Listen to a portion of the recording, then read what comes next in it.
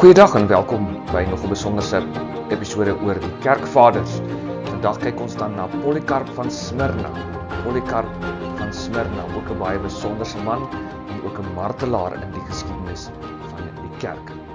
Polycarp lewe min of meer so 69-70 na Christus tot so by 155-165 na Christus.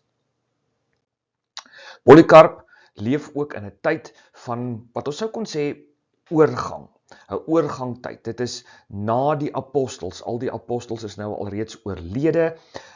Daar's 'n beweging na 'n tweede generasie Christene, die leiers in daardie tweede generasie en wat hulle alles moet doen. En ons sien baie duidelik in hierdie tyd is daar 'n staan by, 'n staan op, 'n bou op die apostoliese tradisie. Ons sien dit al baie sterk reeds in die vroeë kerklike geskiedenis. Jy het dit al 'n vorige tyd ook genoem, soos byvoorbeeld by Clemens van Rome en Ignatius van Antiochië. Daar het ons dit ook al reeds baie duidelik gesien.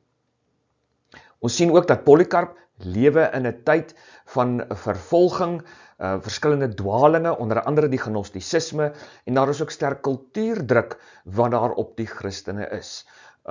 Mense wat maar van die Christene verwag dat hulle moet hulle Christelike godsdiens prys gee, of hulle moet ten minste kompromieë maak, soos hulle moet deelneem aan die keizerkultus ensovoorts ensovoorts. So daar was geweldige druk op die Christene in terme van hulle geloof van verskillende kante af. Selfs binne in die Christelike kerk was daar ook dwalinge, waarby ek nou ook sal kom. Al die dwalinge het maar eintlik uit die kerk uitgekom. Daar was verskillende keizers wat geregeer het in die tyd van Polycarp. Onder andere was daar Trajanus en Herodianus, Hadrianus was daar van die twee grootes, en dan was daar ook Antonius Plinius, was daar ook gewees as die Romeinse keiser. Wanneer ons dan verder praat oor Polycarp, dan is dit belangrik om te weet en te onthou dat Polycarp was ook 'n leerling van die apostel Johannes. Dit is dan nogal belangrik om te onthou dat Polycarp as 'n biskop in die kerk 'n leerling was van die apostel Johannes, wat weer op sy beurt 'n leerling was van Jesus Christus. En ons sien daarom dat in die vroeë kerk, veral die mense wat direk geleer het by die apostels, soos Polycarp, nogal belangrik was vir die beskerming van die ware geloof, om die Bybel te interpreteer, om die woord van God te interpreteer, om die tradisie dan ook te interpreteer, en om dan juist standpunt in te neem teenoor dwaling. En wat hulle te sê gehad het teenoor die dwaling was en is vandag nog steeds baie belangrik, juist omdat ons glo en aanvaar dat iemand soos Polycarp, wat inderdaad by Johannes geleer het en biskop in die kerk was, staan in hierdie lyn van die apostoliese suksesie, die apostoliese opvolging, en dat deur hierdie apostoliese opvolging die Heilige Gees juis werk om die waarheid dan ook in die kerk te bewaar. Maar baie belangrik altyd om te onthou, Polycarp dan hierdie leerling van Johannes, en dan sal ons sien hoe dat die kettingkie verder sy skakel skryf, wanneer ons later gaan praat oor Irenaeus. Irenaeus weer wat weer 'n leerling was van leerling was van Polycarp, Polycarp leerling van die apostel Johannes. En ons sal ons later sien hoe Irenaeus spesifiek uitbrei op hierdie belangrike beginsel van die apostoliese gesag, die apostoliese opvolging, en hoe dit dien as 'n teenvoeter vir dwalinge en leersuiwerheid dan ook in die kerk. Ons sien ook, as ons praat oor Smyrna, Polycarp, 'n biskop in Smyrna. Nou, Polycarp was volgens die tradisie, volgens die oorlewering wat ons het, nie die heel eerste biskop van Smyrna nie. Daar was 'n man voor hom gewees, wat deur die apostels aangestel is, met die naam van Boukolos. Ek weet nie presies hoe mense dit uitspreek nie, maar Boukolos. Die eerste biskop van Smyrna aangestel deur die apostels. Na Boukolos sien ons egter hoe die apostels ook dan vir Polycarp aanstel as die biskop van Smyrna. So direk aangestel deur die apostels as die biskop van Smyrna, en dit is ook nogal belangrik om te onthou, veral wanneer ons praat oor die apostoliese oor die apostoliese opvolging en die dinge wat Polycarp dan juis sê oor 'n verskeidenheid van aspekte. Smyrna, die stad Smyrna, 'n baie bekende stad in die destydse Klein-Asië, in die vandagse Turkye, 'n baie belangrike stad in die Romeinse Ryk. Dit was 'n stad met 'n Griekse herkoms, ons kan sê 'n Griekse kolonie, wat deur Grieke begin is, in hulle tyd wat hulle Griekse settlers, mense wat gaan woon daar in Klein-Asië vanuit Griekeland, en dan hierdie stad Smyrna stig, en dan groei hierdie stad tot 'n baie belangrike handelsstad binne in die Romeinse Ryk. Daar was 'n sterk Christelike gemeente in daardie stad, wat dan uiteindelik gekom het in botsing, nie maar net met die Jode in die stad nie, maar wat in botsing gekom het met spesifiek die keizerkultus in die stad. Baie belangrik, die keizerkultus was daardie kultus waar die keizer gesien is as 'n tipe goddelike wese, ten minste die seun van 'n godheid, en dat daarom dan ook offers vir die keizer gebring moes word, terwille van die vrede in die ryk en stabiliteit in die ryk ensovoorts.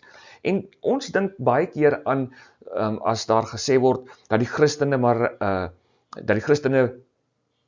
gevra is om offers te bring, dat hulle nou diere moes slag, soos 'n tipiese offer. Maar hierdie offers wat gebring is en wat verwag is dat mense moes bring, kon selfs so klein wees soos maar net op 'n knippie wierook in 'n klein bakkie vuur te gooi, en dis dit. En dan het jy daarvoor 'n sertifikaat gekry of 'n bewys gekry dat jy geoffer het aan die keizer of aan die keizerkultus deelgeneem het, en dan was jy vry om verder aan te gaan met jou eie godsdienst, die gode wat jy aanbid het sy jy 'n Jood was, het sy jy 'n Egiptenaar was met sy eie gode of wat ook al, solank jy ook die keizer vereer het, kon jy jou godsdienst beoefen het.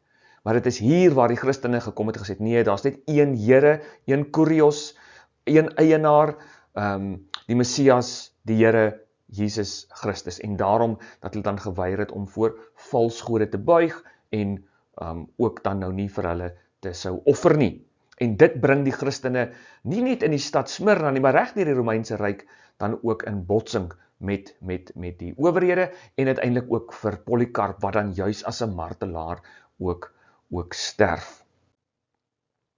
Polycarp, bekend ook vir sy brief wat hy skryf aan 'n gemeente in Filippense, Filippi, die stad natuurlik in Griekeland, en 'n baie belangrike brief wat Polycarp skrywe vir die mense daar in Filippi, waaruit ons dan nogal baie dinge kan leer rondom die vroeë kerk, en hoe die kerk standpunt ingeneem het teen die dwalinge, en hoe die skrif ook dan begin gebruik is, en dan ook inderdaad geïnterpreteer is. Ook die apostoliese gesag, want daar was nog nie 'n gevestigde, volledige kanon nie, en dit moet ons altyd ook onthou, en juist daarom ook moet ons maar weer onthou, dit is een van die redes waarom die apostoliese opvolging ook so belangrik was in die vroeë Christelike kerk. Nou, van die belangrike probleme wat die kerk op daardie stadium in die tyd van Polycarp beleef het, was die dwaling van die docetisme. Ons het al vorige keer ook oor die docetisme gepraat. Dit is die mense wat gedink het Jesus is soos 'n hologram, as ek die moderne woord kan gebruik. Dat dit was maar net vir die skyn dat Jesus aan die kruis gehang het. Hy het nie regtig daar gehang nie, dit het net so gelyk. Die docetisme kom van die woord dokein, om te skyn of om te lyk. Dit het net skynbaar was dit so. Dit is net vir die skyn het dit so gelyk. Dokein is dan die woord waarvan af dit kom. Hy het nie regtig 'n waarlike liggaam gehad nie. Hy was nie werklik vlees en bloed nie. So die hele konsep van God wat mens word, die hele konsep van die inkarnasie is deur hulle ontken as iets werklik. Dit was nie vir hulle werklik nie, was net vir die skyn. En een van die groot redes waarom hulle dit gesê het, is omdat die docetisme, net soos later die gnosticiste, gedink het dat materie is eintlik boos, en God sal homself nou nie regtig bemoei met materie nie. Dit is boos, en hy sal definitief nie vir homself daarvan 'n liggaam maak nie, want God en die bose materie kan nou nie met mekaar meng nie. So dit was een van die groot dwalinge in die tyd van Polycarp gewees. Dan was daar ook die gnosticiste. Nou die gnosticiste was soortgelyk aan die dosietiste. Party mense argumenteer en sê dat die dosietiste was 'n vorm van gnostisisme. Hoe dit ook al sê, die gnostisisme het uit 'n verskeidenheid van groeperinge bestaan, wat selfs verskillende goed geglo het, wat baie keer selfs in botsing met mekaar was. Maar daar was onderliggende ooreenstemminge wat hulle met mekaar gehad het. Die fokus by die gnostisisme was op verborge, geheime kennis, die gnosis. Daar was 'n baie sterk klem op die rasionele, geheime kennis. Geheime kennis, wel rasionele kenners, wat die Here net aan sekere mense sou bekend maak, en dit was dan nou hulle leiers gewees, en al wat ons moet doen is om onsself toe te spits op die bekoming van daardie geheime kennis. Dit was 'n intellektuele godsdienst, 'n intellektuele groep. Hulle kennis was vir hulle baie belangrik. Hulle het selfs gesê dat iets soos sakramente en liturgie is eintlik maar vir die mense wat nou nie so lekker intelligent is nie. Mense wat nou, kom ons sê maar dom is. Dit was vir die gewone mense. Vir hulle het die sakramente en die liturgie en sulke dinge waarde gehad, maar dis eintlik glad nie nodig nie. En daarom het die gnostisiste inderdaad dan ook verkies om nie deel te neem aan die sakramente nie, omdat hulle gedink het hulle is verhewe bo dit. Nog 'n rede waarom hulle nie wou deelneem aan die sakramente nie, is juis oor die ding dat net soos die dosietiste, hulle ook die gedagte gehad het dat materie eintlik boos is. En daarom dat God se genade nie kan vloei en kan werk deur die materiële dinge van die sakramente nie. Dat God nou nie hierdie materie van wyn en brood sou kon heilig en dit sou kon laat die liggaam en bloed van Jesus Christus word nie. En dat hy dan nou nie in daardie sakramentele liggaam en bloed as God teenwoordig kan wees nie. Die gewone onkundige mense kan dalk so dink, maar eintlik ons weet beter, dis nou nie regtig so nie. Ons neem ook nie daaraan, wil ook nie daaraan deelneem nie. Vir hulle was verlossing nie as sulks deur die kruisdood van Jesus Christus nie, maar dit was meer vir hulle deur die gnosis, deur 'n kennis, 'n verdieping van kennis, wat jy het, en dan bereik jy 'n sekere vlak van kennis, en dan sou jy nou verlos kon word. Interessant, in die gnostisisme, in die tradisies van die gnostisisme, sien ons dat Jesus getroud was. Hy was maar net 'n blote mens. Dit is weer die teenoorgestelde van die dosietiste wat sou dink dat hy net God was en nooit 'n mens nie. Die gnostisisme dink hy's 'n mens en nie God nie, en dat met die kruisiging dit nodig, hy vir ons die pad wys van hoe dat die siel moet as ware ontsnap, die gees moet ontsnap vanuit die kerker van hierdie bose liggaam. En dat Judas eintlik nie 'n verraaier was nie, maar dat hy eintlik vir Jesus gehelp het om dan nou in terme van sy siel en sy gees te ontsnap van hierdie bose kerker, van sy bose materiële liggaam. En dat ons dan ook hierdie pad moet volg, en dat 'n deel van hierdie pad wat jy volg is die verkryging van kennis, verkryging van kennis. En die gnostisisme leef in verskillende vormes vandag natuurlik ook nog voort, en daar is sekere spatsels daarvan wat ons ook kry by sekere protestantse groeperinge wat ook dink dat materie is nou nie altyd so wonderlik nie. By die gnostisisme sien ons is daar ook sekere gedagtes rondom die skepper, dat die skepper God is eintlik 'n ander God as die skepper wat die aarde gemaak het. Dat die skepper God is 'n ander God as die Vader van Jesus Christus. Nie dat hulle glo Jesus is God nie, maar dat die Godheid wat as die Vader van Christus voorgehou sou word, is 'n ander Godheid as die skepper God van spesifiek die Ou Testament, dat hy boos was, dat hy die een is wat verantwoordelik was vir die chaos in die wêreld, en ons sal nou kom by Marcion wat dieselfde gesê het, maar dat die oorspronklike skepper God is eintlik nie so 'n goeie God soos wat ons sou dink nie. Ander gnostiese groepe weer praat van dat die skepping het boos geword omdat die skepper sy rug op die skepping gedraai het en sy eie lot oorgelaat het en 'n ander God gekom het en die skepping boos gemaak het. Hoe dit ook al sê, is baie duidelik in die gnostisisme, is daar definitief nie net een goddelike wese nie, daar's meer as een goddelike wese wat selfs van alle ewigheid af bestaan, so jy het 'n tipe van ten minste 'n dualisme, jy het 'n bose God en 'n slegte God, en dan het jy Jesus Christus, wat baie keer as 'n demigod beskou word, of as 'n mens wat goddelike status bereik, maar hy is eintlik maar net 'n gewone mens wat dan verhef word tot 'n bepaalde goddelike vlak. So dis alles binne die groeperinge van die gnostisisme. En dit was 'n geweldige uitdaging vir Polycarp en vir die vroeë Christelike kerk en verder deur die geskiedenis van die kerk in. En hierdie gnostisisme het op talle plekke kop uitgesteek in verskillende forme. Dan belangrik, daar was ook die Judaiseërs of die Ebioniete. Hulle was al reeds daar in die tyd van Ignatius van Antiochië. Toe was hulle maar meer bekend as die Judaiseërs, later het hulle die naam gekry van die Ebioniete. Nou, hulle is 'n groep, en ons kan nou verskillende teorieë hê oor waar hulle vandaan kom. Was hulle leiers oorspronklik Fariseërs of Sadduseërs gewees?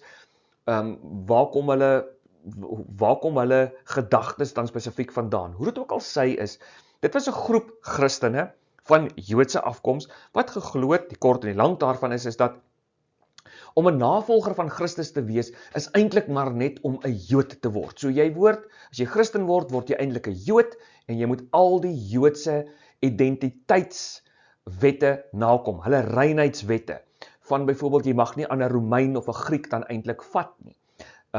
Die wêreld in daardie sin is onheilig, is profaan, en jy moet daarom al die reinheidsrituele dan ook volg. Jy moet ook besny word. Jy moet ook al die ander Joodse gebruike en wette, liturgiese wette en dinge, alles moet jy nou nakom. So jy moet nog steeds by die tempel gaan offer, al sou jy die Sabbatdag, al sou jy die Sondag vier as die opstanding van die Here, moet jy nog die Sabbatdag ook nakom. En dat uiteindelik die werke van die wet die belangrike klem moet kry. En dat jy uiteindelik geregverdig word teenoor God of voor God deur hierdie werke van die wet, hierdie wat jy doen. En dis belangrik dat ons moet verstaan dat dit is 'n groot geskilpunt tussen protestante en ons as katolieke en ortodokse mense. Wat word presies bedoel met hierdie werke van die wet? En dit is duidelik dat werke van die wet, as jy mens Polycarp en ander kerkvaders lees, en jy mooi Paulus ook interpreteer en daarna kyk, dat het gaan oor nie dat ek nie mag moord pleeg, en dat as ek moord pleeg, dit my verhouding met die Here regtig skade aanbring, dit doen inderdaad, maar werke van die wet gaan daaroor dat hulle wou hê, jy moet 'n Jood word, en jy in daardie opsig, deur jou Joodsheid gered word, en daarom besny ensovoorts. Dit is iets anders as wanneer ons sê, moord bly sonde, en dat dit jou verhouding met die Here baie nadelig beïnvloed, en dat dit 'n doodsonde is.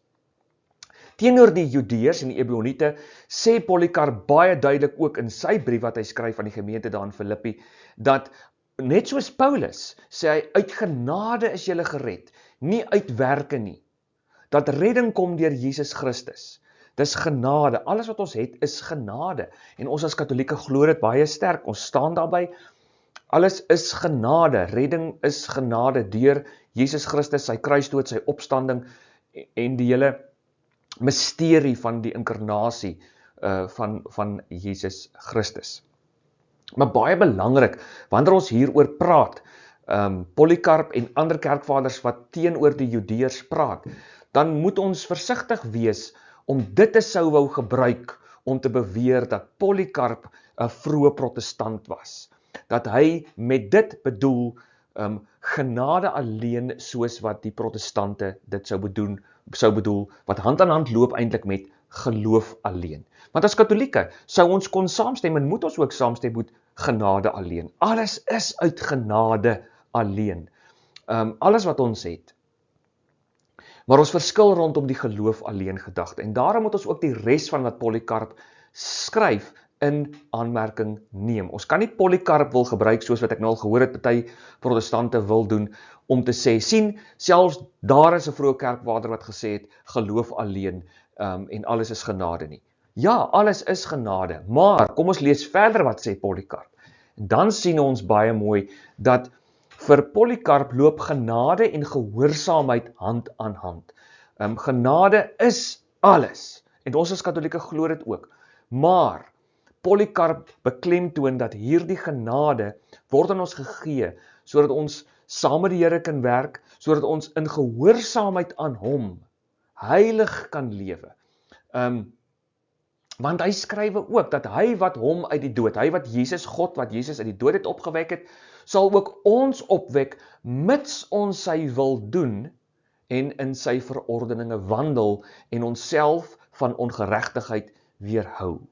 So, dit gaan nou nie hier oor werke van die wet, soos die Ebioniete nie, wat gedink het dat as ek 'n Jood word, dan red ek myself nie, dan kan ek gered word nie. Nee, dit gaan oor, ek wandel in gehoorsaamheid voor die Here, ek leef in gehoorsaamheid, en ek doen wat die Here van my vra, en ek hou myself skoon van sonde.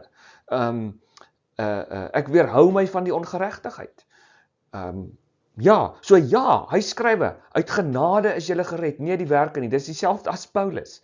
Om die waarheid te sê, hy haal eintlik vir Paulus aan, maar dan skryf dieselfde Polycarp hierdie belangrike ding.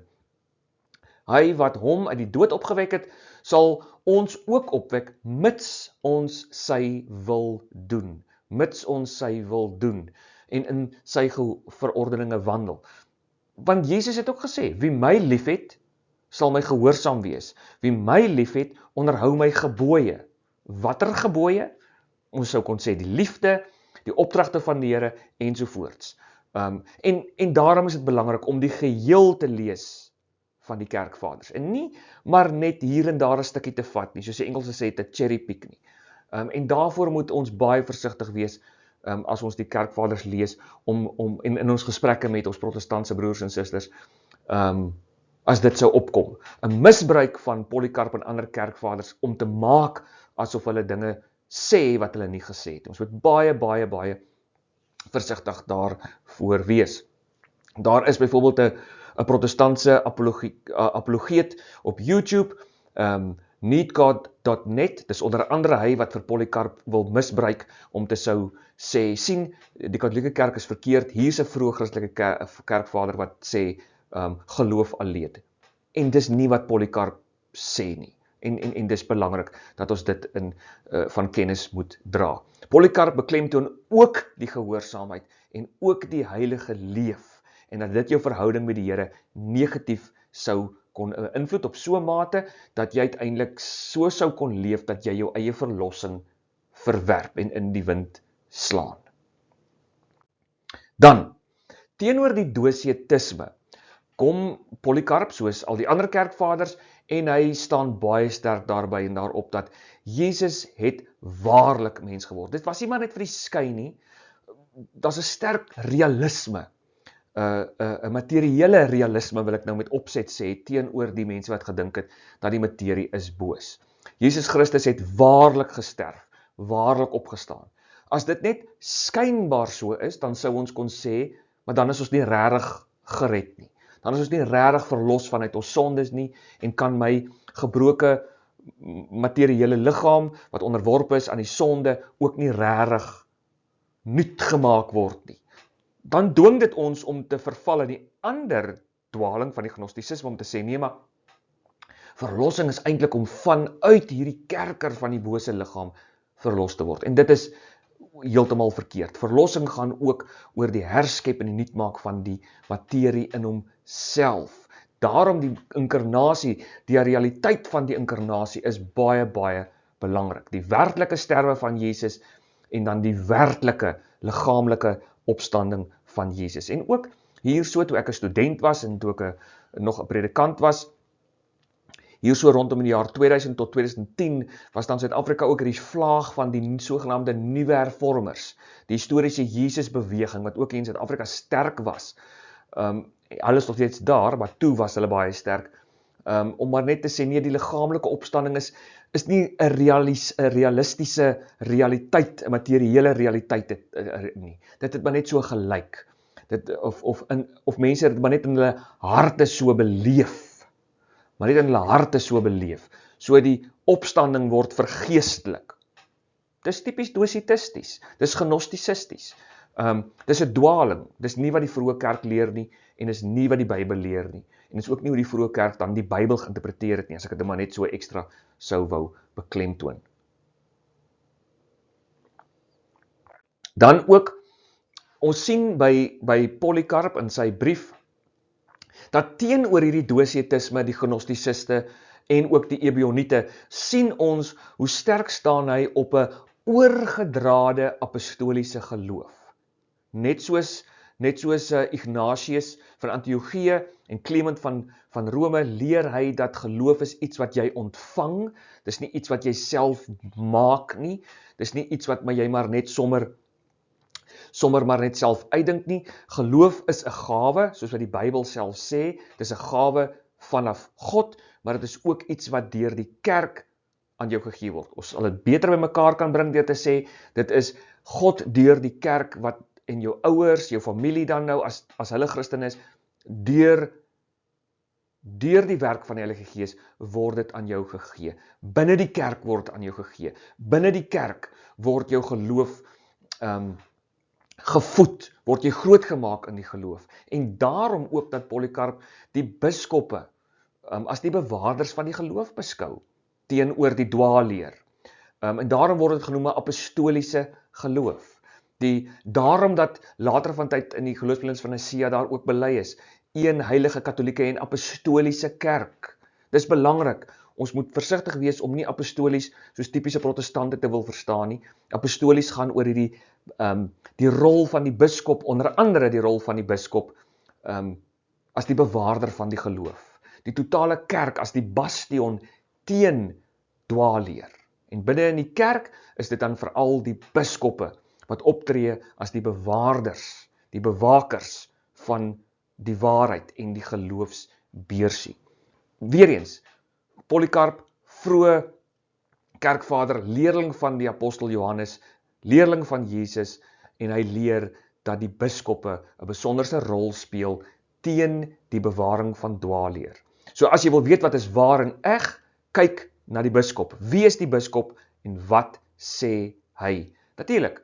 En hy staan ook in verhouding met ander biskoppe, in 'n verhouding met ander biskoppe, sodat die hele kerk saamgebind is, in en deur die biskoppe uiteindelik as die opvolgers van die apostels. En daarom as een biskop 'n fout sou kon maak, dan dit wat inderdaad sou kon gebeur, dan is daar altyd die ander biskoppe wat dan dit sou kon raak sien en optree as die bewaarders van die geloof, en daarom word konsilies dan ook in die geskiedenis van die kerk nodig, om uiteindelik dan die onderskeidingsbevoegdheid wat aan die kerk gegee word, om te sê wat is die waarheid, om te bepaal wat is die waarheid onder leiding van die Heilige Gees, om dit dan ook te beoefen en uiteindelik uit te werk en daar te stel, as ek dit so sou kon sê. Dan Marcion. Marcion was 'n ander kaland. Hy was 'n ander kaland in die tyd van Polycarp. 'n dwaalleraar, interessant is, sy pa was 'n biskop. Hy kom uit die stad Pontus. Hy was 'n Christelike leraar hier rondom die jaar 140.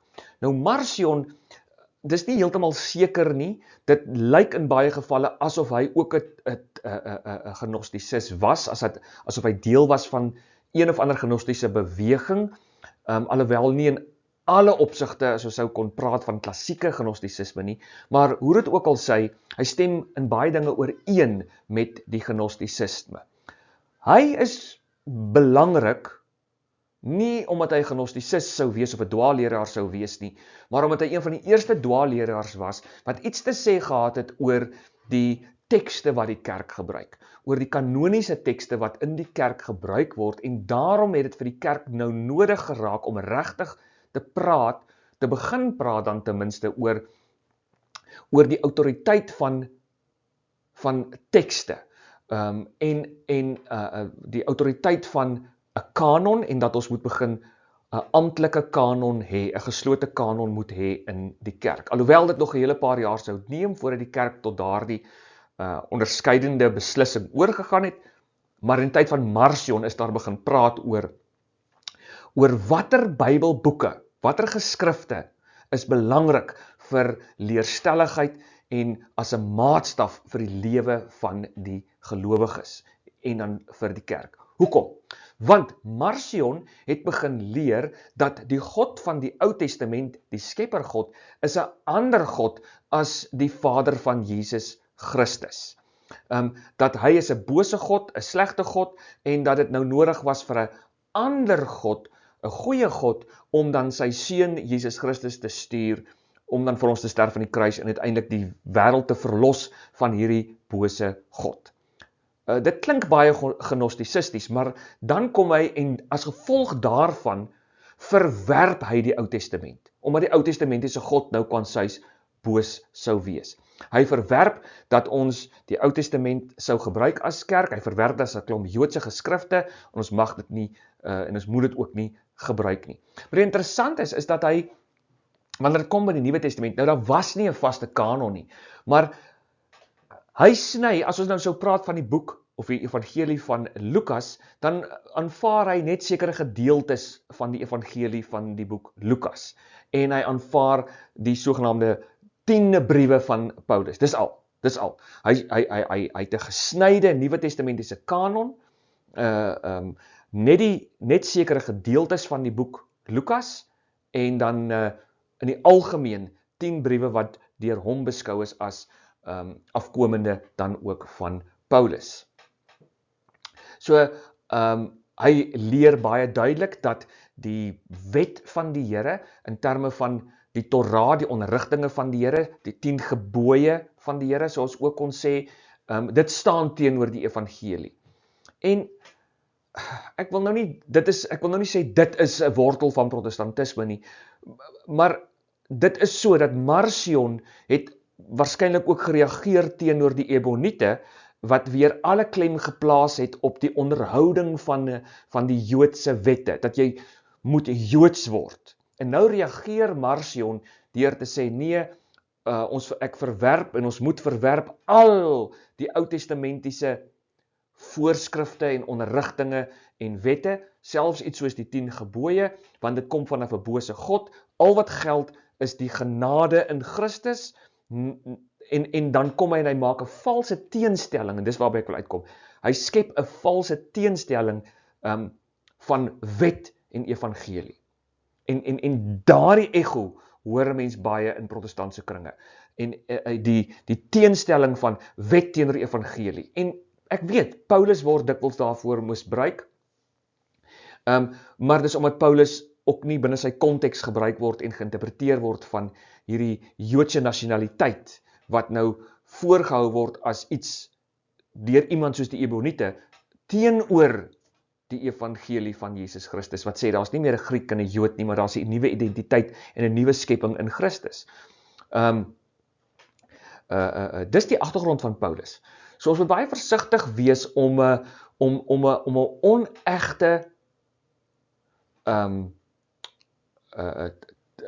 onegte teenstelling te skep van wet teenoor evangelie, asof daar geen verband kan wees nie.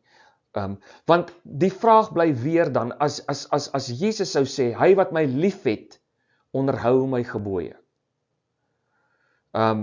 Jesus praat daarvan, watter gebooie, en hoe dan, ensovoorts. En ook die hele konsep van dat ons reg deur die Bybel sien, dat die teenoorgestelde van geloof is ongehoorsaamheid. So,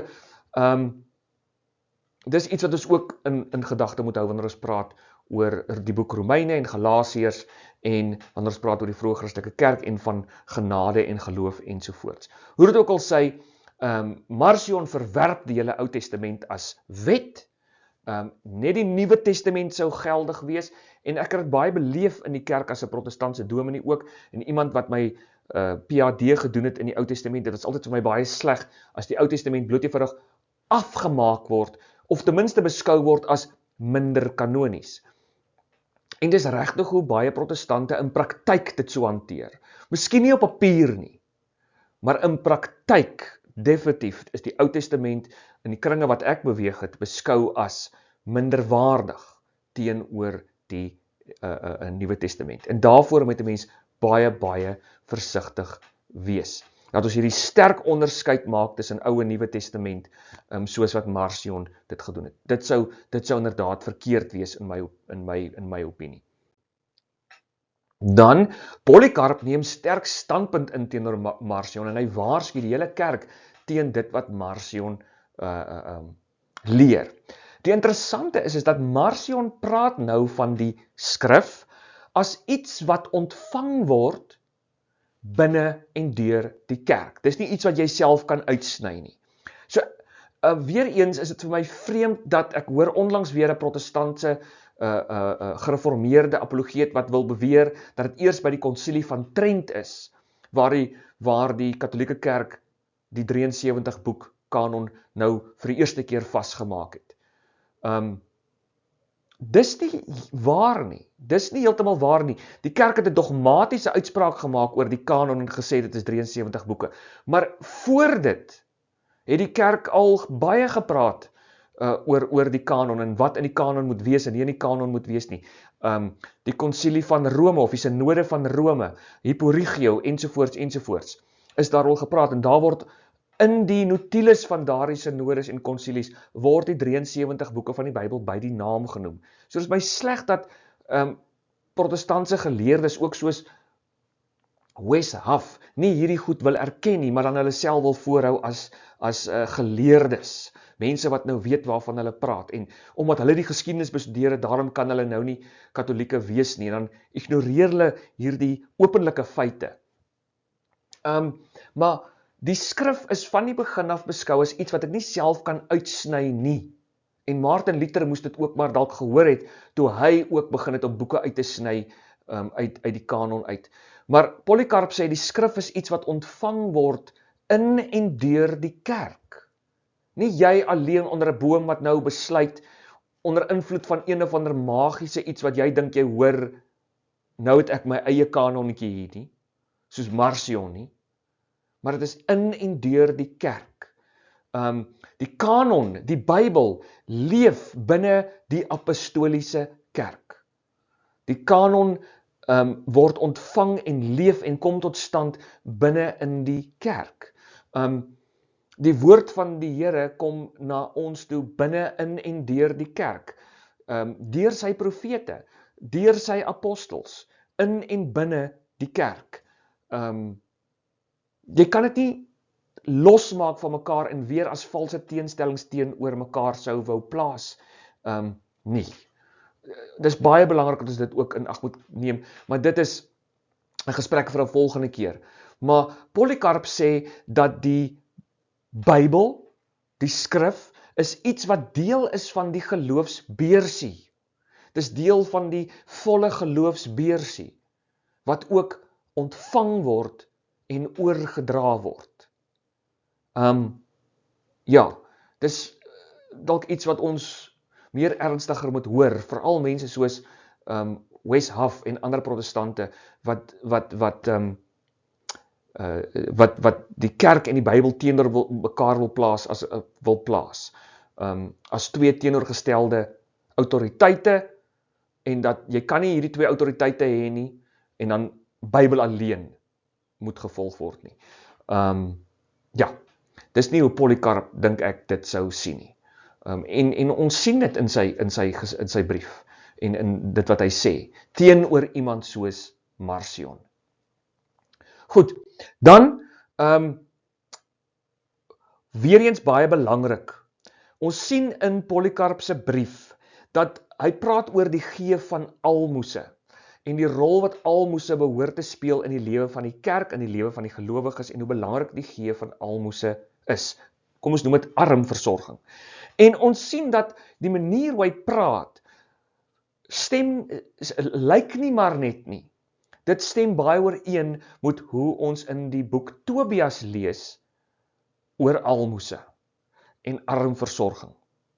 So, en uit al die ander dinge wat Polycarp sê en skryf, word dit ook vir ons duidelik dat net soos die ander vroeë kerkvaders, Polycarp ook leef binne in 'n Ou-testamentiese Septuaginta wêreld. Die Septuagint wêreld. Die Septuagint het nie net 39 boeke nie, maar 46 boeke. En dis belangrik. Polycarp lewe binne in hierdie breër Septuagint tradisie. En net soos, ons sien dit ook, het ek alreeds gesê, ons sien dit by Ignatius van Antiochië, by Clement van Rome. En dan neem nou in ag dat Polycarp sê dat die geskrifte, die Bybel, kom na ons toe in en binne en deur die apostoliese kerk. En daarom het dit gesag. So ons moet dan versigtig wees om te wou sê, soos Wes Huff en ander protestante, nee, maar ons het nou besluit, dit moet net, daar was 'n vaste 39 boek kanon, wat daar nie was nie, en alle Jode het net dit gebruik, en nou mag net dit ons kanon wees. Dit is nie so nie. Polycarp wys vir ons dat hy gebruik in sy skrifte 'n boek soos Tobias, en dat van dit wat hy sê en leer, hy definitief leef binne hierdie raamwerk van 'n Septuagint Ou Testament. 'n Septuagint Ou Testament. En hoekom dit belangrik is dat die Septuagint het 46 boeke en nie 39 nie. Dis waarom dit dan ook belangrik is. Ja, ons sien ook dat Polycarp aanvaar die briewe van Paulus, die briewe van Petrus en die briewe van Johannes as baie gesagvol en as bindend. So, Polycarp aanvaar dan teenoor iemand soos Marcion, wat nie die geskrifte van Petrus wou aanvaar nie, aanvaar hy en hy sê, die briewe van Petrus is gesagvol. Die briewe van Johannes is gesagvol. So, daarom is Polycarp, en dit wat hy oor die kanon sê, inderdaad dan ook vir ons so belangrik. Polycarp in die drie-eenheid, ons sien baie duidelik ook dat in Polycarp se briewe, sy brief en in sy gesprek met ander en in die getuienis wat ander oor hom lewe, dat ook by Polycarp die konsep van die drie-eenheid reeds baie sterk gevestig is en na vore kom. Dat hy die konsep van die drie-eenheid as deel van die geloofsbeursie beskou. Een God, drie persone, Vader, Seun en Heilige Gees. En ja, die taalgebruik is nog nie by Polycarp so uitgewerk soos wat dit is later by die Kappadosiese vaders en by die geloofsbelijdenis van Nicea en die konsilie van Chalcedon ensovoorts nie, maar die konsep van die drie-eenheid is alreeds baie sterk daar ook by Polycarp.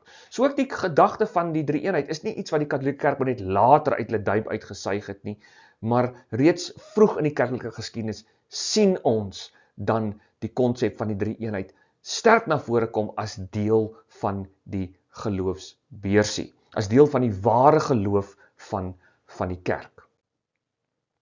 Dan, interessant, dat hier so in die jaar 145 na Christus, reis Polycarp na die stad Rome toe, om daar met die paus te gaan praat, paus Anicetus. En hierdie gesprek wat hy met die paus gehad het gegaan oor 'n geskil wat ontstaan het in die vroeë kerk, oor die viering van Paasfees. Daar was twee groot tradisies in die kerk, en later van tyd is dit uitgesorteer, by die konsilie van Nicea was dit een van die eerste dinge, in die jaar 325 waaroor die kerk beslis het, oor die 'n gesamentlike datum vir die viering van Paasfees, en hoe ons hierdie datum binne die kerklike jaar dan ook sou bereken. Aan die een kant was daar hierdie tradisie, om die Paasfees te vier, op dieselfde tyd as wat die Jode Paasfees sou vier. By die Joodse kalender was dit die 14de van die maand Nisan. Die 14de Nisan. Dit was 'n tradisie wat veral in die Grieksprekende Oosterse wêreld dan ook rondom Jerusalem, Antiochië, Egipte en so aan, wat daar gebruik is. Nie noodwendig so sterk in Egipte nie. Egipte het onder die invloed gekom van die Latynse kerk, maar nietemin selfs in Egipte was daar groepe wat Paasfees op dieselfde tyd as die Jode gevier het, altyd op die 14de Nisan. So of dit nou op 'n donderdag val, en of dit nou op 'n Vrydag val, en of dit nou op 'n Dinsdag val, die 14de Nisan is die datum waarop hulle die opstanding vier. En ek praat nie nou van die Sondag as die opstandingsdag nie, ek praat nou van Paasnaweek, Paasfees. Vandag is dit so dat Paasfees is altyd op 'n Sondag, dit was nie so gewees noodwendig altyd oral in die kerk nie. Daar was hierdie tradisie wat sê, enige dag van die week, solank dit op die 14de Nisan is. En dis veral in die Oosterse kerk nagevolg. En dit is beskou as 'n apostoliese tradisie. 'n Apostoliese tradisie wat onder andere deur die apostel Johannes dan ook geleer is. Maar 'n dispuut het ontstaan omdat in die westerse gedeelte van die Romeinse Ryk die Christene ook op grond van apostoliese tradisie begin het om die Paasfees altyd op 'n Sondag te vier. Die eerste Sondag na die 14de Nisan. Die eerste Sondag na die 14de Nisan. Weer 14 Nisan is die datum van die Paasfees in die Joodse kalender. Maar die Christene wat aanvanklik Jode was, gebruik hierdie Ou Testamentiese kalender ook as die eerste grondslag vir hulle eie kalender. Maar hoe gebruik ons hom? In die Ooste, 14 Nisan is die datum ook vir die Christelike Paasfees. In die Weste sê hulle die eerste Sondag, want dis die dag waarop die Here opgestaan het. Die weeksdag waarop die Here opgestaan het. Die eerste Sondag na die 14de Nisan is die dag wat ons die Paasnaweek gaan vier. En daar het nou so 'n bietjie van 'n geskil ontstaan, want Paus Aniketus wou graag hê dat die Christene oralsoor ter wille van eenheid en eenvormigheid op dieselfde datum Paasnaweek sou moes vier. Want onthou nou, Christene het van orals af alreeds begin pelgrimstogte hou en doen, en nou kom jy in 'n ander area, en dan sien jy ewe skielik, maar hier doen die Christene anderste, en dit skep vrae. En aanvanklik was die paus baie skepties teenoor die Christene wat op die 14de Nisan Paasfees gevier het. Hy het selfs op 'n stadium gedreig om te sê dat hy hulle sou ekskommunikeer. Dis wat die geskiedenis vir ons vertel. Hoe waar dit is, kan ons nie met sekerheid sê nie. Wat ons wel weet, is dat hy was nie heeltemal gelukkig met die feit dat Christene nie op dieselfde datum dit vier nie, en wou graag hê dat Christene dit wel op dieselfde datum vier. Polycarp, 'n leerling van Johannes, reis in die jaar 154 na Rome toe en gaan praat met Aniketus hieroor en sê vir hom, nee, wag 'n bietjie. In hierdie geval moet die groter kerk ruimte laat vir plaaslike maniere van doen. Kom ons sê vir plaaslike kultuurgebruike, vir plaaslike kleiner tradisietjies. En dat ons vir mekaar wat dit betref moet ruimte gee, sodat ons inderdaad dan nie noodwendig hoef te sê dat hierdie tradisietjie is belangriker as hierdie tradisietjie nie, en ons mag net hierdie ene gebruik nie. Ons kan albei handhaaf, nie in oppositie met mekaar nie, maar as aanvullend tot mekaar.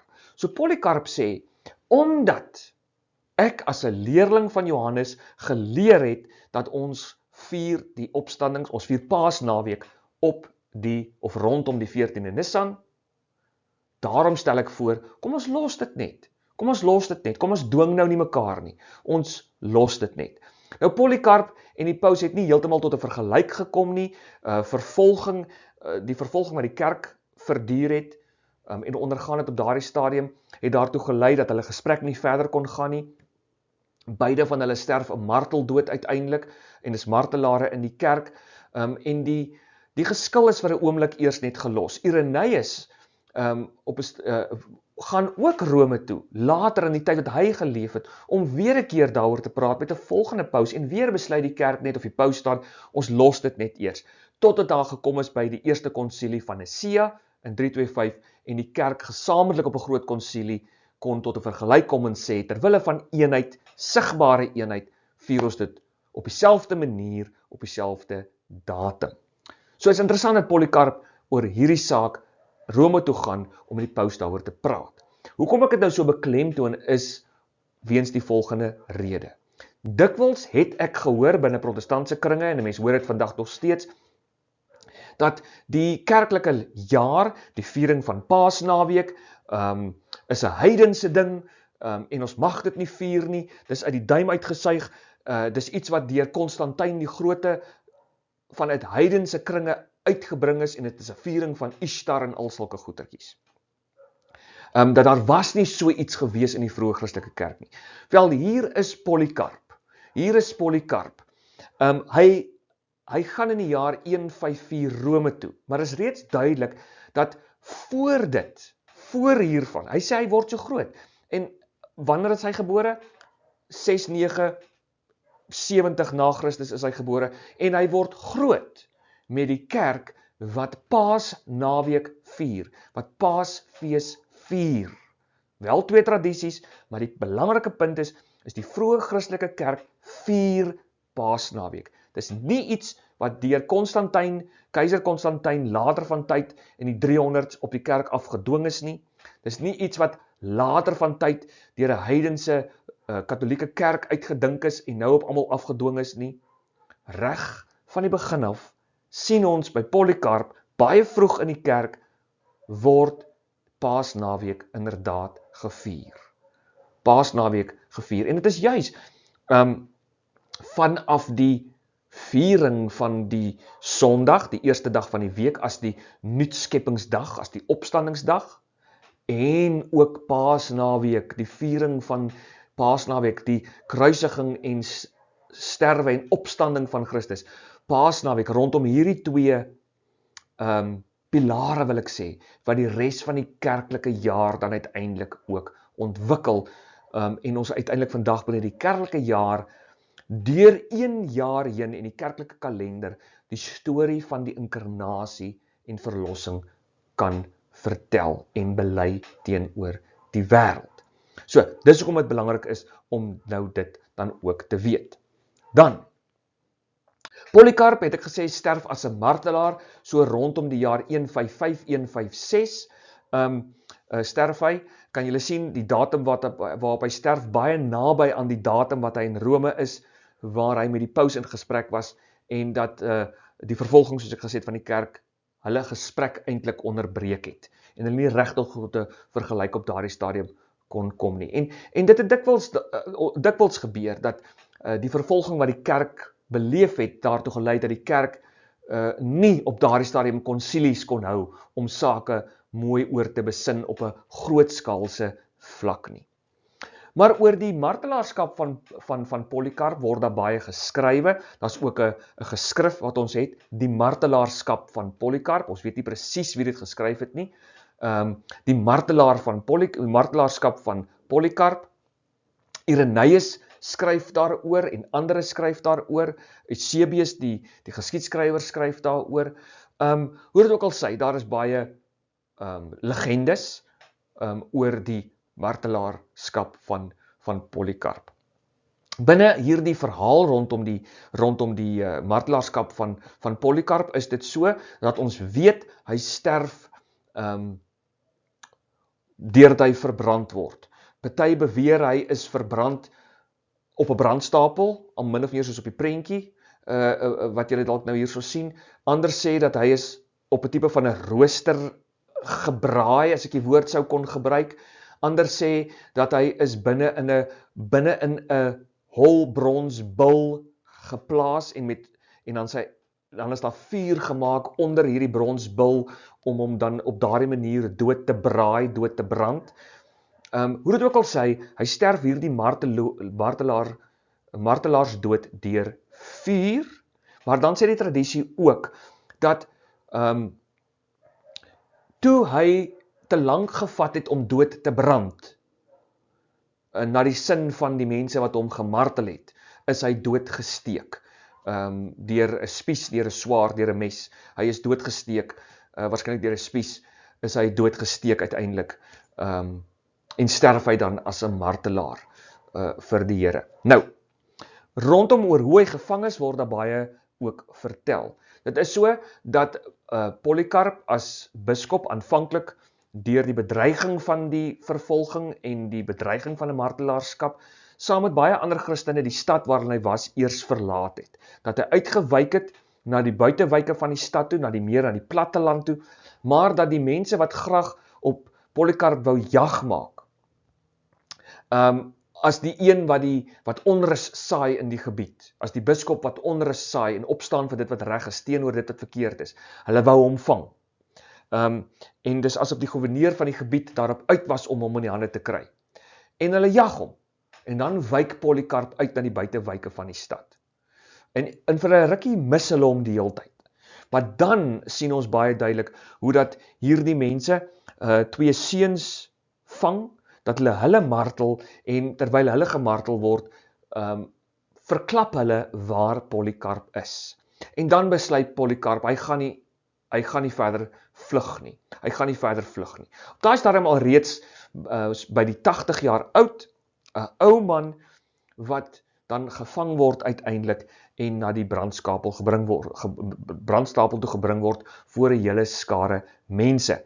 Maar dan is daar hierdie baie mooi getuienis oor Polycarp, dat hy, soos wat die Romeinse gebruik was, kry hy kans om tog te offer vir die keiser, om tog sy rug te draai op Jesus Christus en te offer vir die keiser.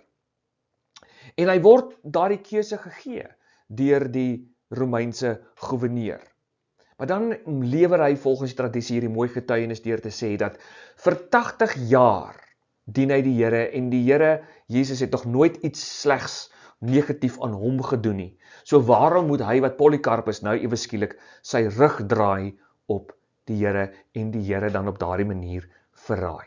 En hy weier dan om te offer aan die keiser, en uiteindelik sterf hy dan hierdie wrede dood, waar hy dan doodgebrand word en uiteindelik dan ook dood gesteek word.